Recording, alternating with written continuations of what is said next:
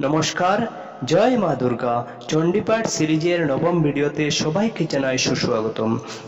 তো আমরা এই সিরিজের অষ্টম ভিডিওতে চণ্ডীর প্রথম অধ্যায়ের 58 নং শ্লোক পর্যন্ত আলোচনা করেছিলাম এবং এই 58 নং শ্লোক পর্যন্ত পেয়েছিলাম যে সুরত রাজার কথা, মেধা ঋষির কথা এবং সমাধি নামক এক বৈশ্যের কথা। তো সুরত রাজাকে উনার রাজ্য থেকে কলাবিধ্বংসী নামক শত্রুরা তাড়িয়ে দিয়েছিল এবং সমাধি যে বৈশ্য ছিলেন উনাকে উনার পরিবার পরিজন ঘরছাড়া করে দিয়েছিল সম্পত্তির লোভে, এবং ওনারা মেধা ঋষির কাছে গিয়েছিলেন এবং এইভাবে বিভিন্ন ঘটনাক্রম আমরা পেয়েছিলাম।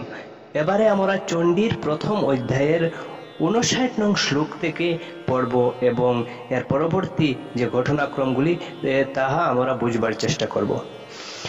রাজ উবাচ ভগবান কাহি সা দেবী মহামায়েতি ইয়াম ভবান বব্রীতি কথম উৎপন্না সা কর্মাস্যাশ্চ কিম দ্বিজঃ यत् प्रभावा च सा देवी यत् स्वरूपा यदुद्भवा तत्सर्वं श्रुतुमिच्छामि तत् ब्रह्मविदम्बर। ऋषिरुवाच नित्यैव सा जगन्मूर्तिस्तया सर्वमिदं ततं तथापि समुत्पत्तिर्बहुधा श्रूयतां मम देवानां कार्यसिद्ध्यर्थम् आविर्भवति सा सदा उत्पन्नेति तदा लोके सा नित्याप्यभिधीयते युगनिद्रां यदा विष्णुर्जगत्ते कारणविक्रीते। তো এবারে আমরা এর অর্থ জানব। তো রাজ উবাচ অর্থাৎ রাজা বলছেন। রাজা কি বলছেন? রাজা সুরত জিজ্ঞাসা করলেন, হে ভগবান, যাকে আপনি মহামায়া বলেছেন সেই দেবীকে? ব্রাহ্মণ তিনি কি রূপে আবির্ভূত হয়েছেন, তার চরিত্র কি রকম?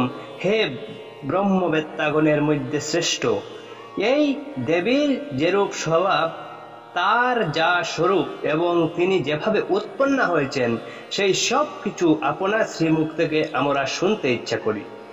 এই কথা রাজা ঋষিকে জিজ্ঞাসা করলেন। তারপর ঋষি এর উত্তরে কি বললেন? ঋষির উবাচ অর্থাৎ মেধা ঋষি বললেন, হে রাজন, প্রকৃতপক্ষে তো তিনি নিত্য স্বরূপাই, সমগ্র জগৎ প্রপঞ্চ তার মূর্তি স্বরূপ। তিনি সর্বব্যাপিনী, অর্থাৎ তার আবির্ভাব বহু প্রকারে হয়ে থাকে। সেই সব কাহিনী আমার কাছে শুনো। তিনি যদিও নিত্যা এবং জন্ম মৃত্যু রহিতা, তবু দেবতাদের কার্যসিদ্ধির জন্য যখন তিনি প্রকট হন তখন লোকে তাকে উৎপন্না বলে থাকে। কল্পান্তে প্রলয়কালে সমগ্র জগৎ যখন একার্ণব জলে নিমগ্ন হল, আর সকলের প্রভু ভগবান বিষ্ণু শেষনাগকে শয্যারূপে বিস্তৃত করে যোগনিদ্রাকে আশ্রয় করে শুয়েছিলেন, সেই সময় তার কর্ণমল থেকে মধু ও কৈটব নামের দুই ভয়ঙ্কর অসুর উৎপন্ন হলো। তারা দুজনে মিলে ব্রহ্মাকে হত্যা করতে উদ্যত হলো। ভগবান বিষ্ণুর নাভিকমলে বিরাজমান প্রজাপতি ব্রহ্মা সেই দুই ভীষণ অসুরকে প্রত্যক্ষ দেখে এবং ভগবান বিষ্ণুকে নিদ্রিত দেখে একাগ্রচিত্তে ভগবান বিষ্ণুকে জাগাবার উদ্দেশ্য নিয়ে তার চোখে নিবাসিনী যোগনিদ্রার স্তব করতে লাগলেন। এই বিশ্বের জগদীশ্বরী, জগদ্ধাত্রী, স্থিতি সংহারকারিণী এবং তেজস্বরূপ ভগবান বিষ্ণুর অনুপম শক্তি সেই ভগবতী নিদ্রা দেবীকে ভগবান ব্রহ্মা স্তুতি করতে লাগলেন। আস্তির্য শেষমভজৎ কল্পান্তে ভগবান প্রভু তদা দাবসুরৌ ঘোরৌ भिक्खातौ मधुकैटभौ विष्णुकर्णमलोद्भूतौ हन्तुं ब्रह्मानमुद्यतौ सहनाभिकमले विष्णु स्थितो ब्रह्मा प्रजापतिः दृष्ट्वा तावसुरौ चोग्रौ प्रसुप्तं च जनार्दनं तुष्टावयुगनिद्रां तम् एकाग्रहृदयो स्थितः विबुधनार्थाय हरेर् हरिनेत्र कृतालयम् विश्वेश्वरीं जगद्धात्रीं स्थितिसंहारकारिणीं निद्रां भगवतीं विष्णुरतुलं तेजसः प्रभुः।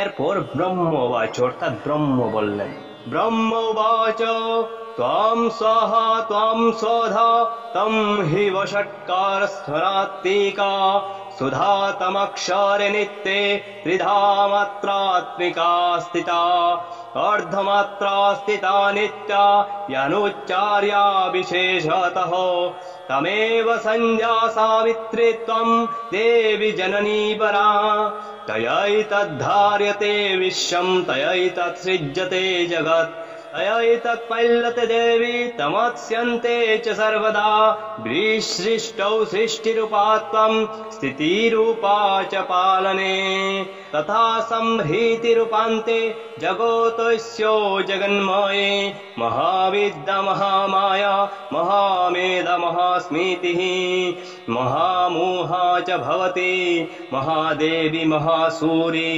प्रकृतिस्त्वं च सर्वस्य गुणत्रय विभाविनी। ব্রহ্মবাচ অর্থাৎ ব্রহ্মা বললেন, দেবী তুমি স্বাহা, তুমি স্বধা এবং তুমি ওই বষটকার স্বর, তোমারই স্বরূপ, তুমি ওই জীবনদায়িনী সুধা, নিত্য অক্ষর প্রণবের অকার উকার মকার এই তিন মাত্রা রূপে তুমিও স্থিত।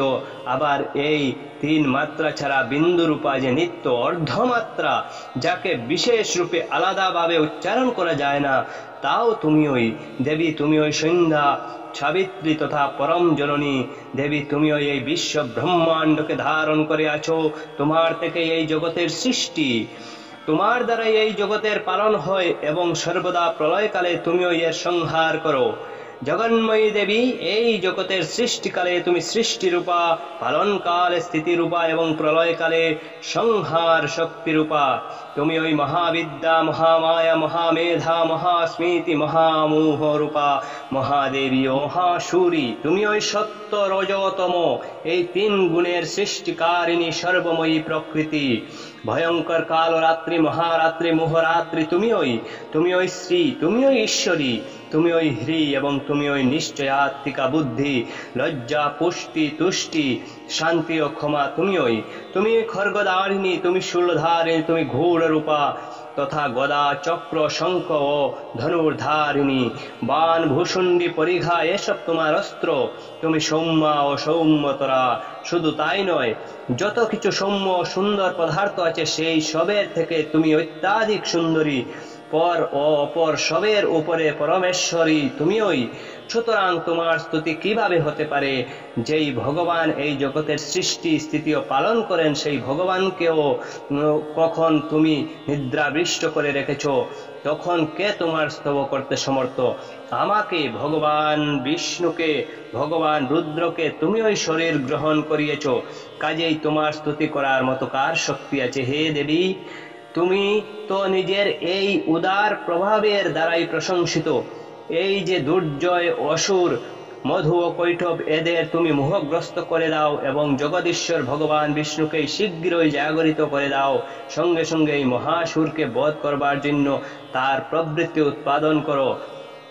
এরপর মেধা ঋষি বললেন, কালরাত্রির মহারাত্রির মোহরাত্রিশ্চ দারুণা ত্বং শ্রিতমেশ্বরে ত্বং হ্রিস্তং বুদ্ধির্বুদ্ধলক্ষণা লজ্জা পুষ্টিস্তথা তুষ্টিস্তং শান্তিঃ শান্তিরেব চ খর্গিনী শূলিনী ঘোরা গোদিনী চক্রিণী তথা শঙ্খিনী চাপিনী বাণ ভূষণ্ডী পরিগায়ুদা সৌম্যা সম্মতরাশেষ সৌম্যেভ্যস্ততি সুন্দরী পরাপরাণং পরমা তমেব পরমেশ্বরী यच्छ किंचित् क्वचित् वस्तु सदसद्वाखिलात्मिके तस्य सर्वस्य या शक्तिः सा त्वं किं स्तूयसे सदा यया त्वया जगत् सृष्टा जगत्पात्यति यो जगत् सोऽपि निद्रावशं नीतो कस्तं स्तोतुमीश्वर विष्णु शरीर ग्रहणं महिषानेव च।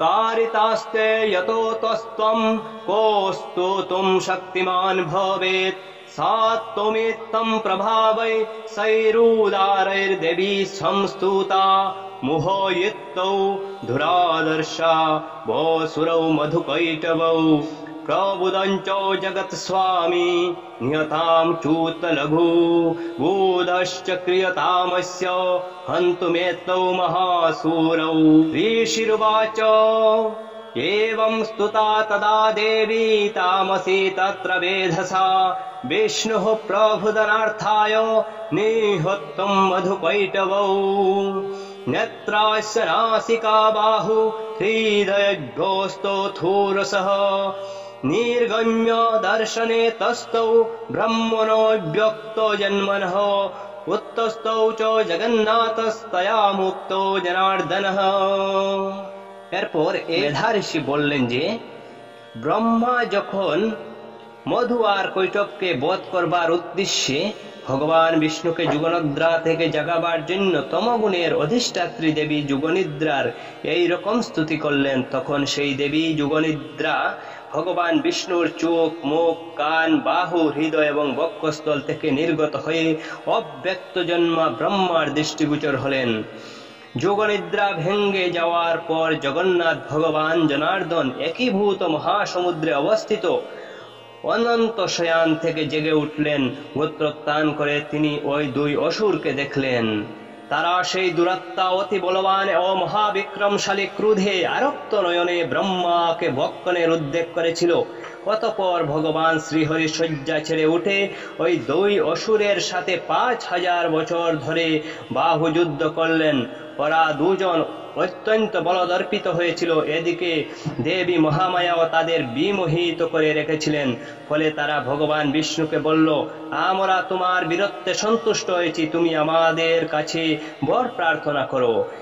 এ কর্ণবে হি শয়নাত্ততঃ সদদৃশে চত্তৌ মধুকৈটবৌ দুরাত্মনা बोति वीर्य पराक्रमौ क्रोधरक्ते क्षणावत्तुं ब्रह्माणं जनितुद्दमौ समुत्थाय ततस्ताभ्यां युधे भगवान् हरिः 5 वर्ष सहस्राणि बहुप्रहरणभिभुः तावप्यति बलन्मत्तौ महामाया विमोहितौ उक्तवन्तौ वरोस्मत्त भ्रीयतामिति केशवम्।